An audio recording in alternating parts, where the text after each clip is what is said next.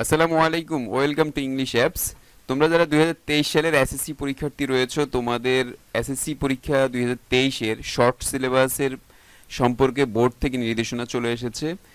তোমরা দেখতে পাচ্ছ উপরে লেখা আছে বাংলাদেশ আন্তঃশিক্ষা বোর্ড সমন্বয় কমিটি, মাধ্যমিক ও উচ্চ মাধ্যমিক শিক্ষা বোর্ড ঢাকা।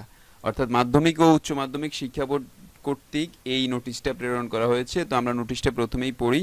বিষয় হচ্ছে 2023 সালের এসএসসি ও সমমান এবং এইচএসসি ও সমমান পরীক্ষার পাঠ্যসূচি প্রসঙ্গে। এটা হচ্ছে আমাদের সাবজেক্ট, অর্থাৎ কোন টপিকে এই নোটিশটা দেওয়া হয়েছে। তো এখানে লেখা আছে, দেখো, 2023 সালের এসএসসি ও সমমান এবং এইচএসসি ও সমমান পরীক্ষার পরীক্ষার্থীদের ও সংশ্লিষ্ট সকলের অবগতির জন্য জানানো যাচ্ছে যে 2023 সালের এসএসসি ও সমমান এবং এইচএসসি ও সমমান পরীক্ষা জাতীয় শিক্ষাক্রম ও পাঠ্যপুস্তক বোর্ড বাংলাদেশ কর্তৃক প্রণীত 2022 সালের পুনর্বিন্যাসকৃত পাঠ্যসূচি অনুযায়ী সকল বিষয় পরীক্ষা হবে। অর্থাৎ 2023 সালে তোমরা যারা পরীক্ষা দিবে, তোমাদের পরীক্ষা হবে 2022-এর সিলেবাস অনুযায়ী। 22 সালে যে শর্ট সিলেবাসটা আছে পুনর্বিন্যাসকৃত, অর্থাৎ সর্বশেষ যেই শর্ট সিলেবাসটা দেওয়া হয়েছে সেই সিলেবাসের উপরে, সেই সিলেবাসের আলোকে 2023 সালের পরীক্ষা হবে। এটাই হচ্ছে এই নোটিশে বলা হয়েছে।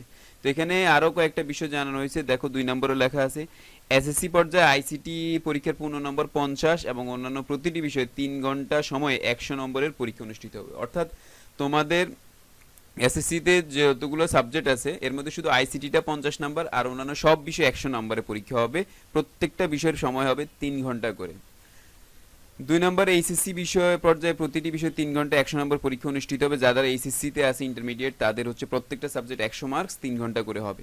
4 নম্বর 2023 সালের এসএসসি ও সমমান এবং এইচএসসি সমান পরীক্ষা সকল বিষয় অনুষ্ঠিত হবে। এখানে খুব ক্লিয়ার করে বলা আছে সকল বিষয়, অর্থাৎ এখানে ইসলাম শিক্ষার পরীক্ষা হবে, বিজিএস বিজ্ঞান সব বিষয়ের পরীক্ষা হবে।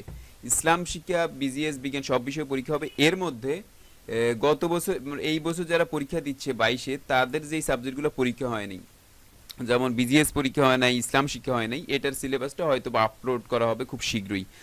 আর অন্যান্য যেই সাবজেক্টগুলো, যেমন বাংলা সেকেন্ড পেপার চেঞ্জ হয়েছে, সেটা নতুন সিলেবাসে হচ্ছে যে সেটা নতুন যেই আমাদের সিলেবাস প্রকাশ করা হবে সেখানে দেওয়া হবে। বিষয়টি সংশ্লিষ্টদের অবহিত করার জন্য অনুরোধ করা হলো। যেহেতু এইটা নিয়ে তোমরা অনেকেই প্রশ্ন করেছো যে আমাদের স্কুলের সিলেবাস, মানে প্রি টেস্ট পরীক্ষার সিলেবাসে ফুল বই দেওয়া আছে, কিন্তু বোর্ড থেকে বলা, শিক্ষামন্ত্রী বলেছেন যে শর্ট সিলেবাস। এখন সেটা তো কোনো কারিকুলাম প্রকাশ করা হয়নি। কোনো কারিকুলাম বা নোটিশ না দিলে তো স্কুল সেটার উপর নিতে পারবে না। এই জন্য বোর্ড থেকে এই শর্ট সিলেবাসের নোটিশটা দেওয়া হয়েছে। এখন থেকে স্কুলে যতগুলো পরীক্ষা হবে সবগুলো পরীক্ষা শর্ট সিলেবাসের আলোকেই হবে। তোমরা দেখতে পাচ্ছ এখানে এই যে নোটিশটা, এটা সিগনেচার করা হয়েছে প্রফেসর তপন কুমার সরকার।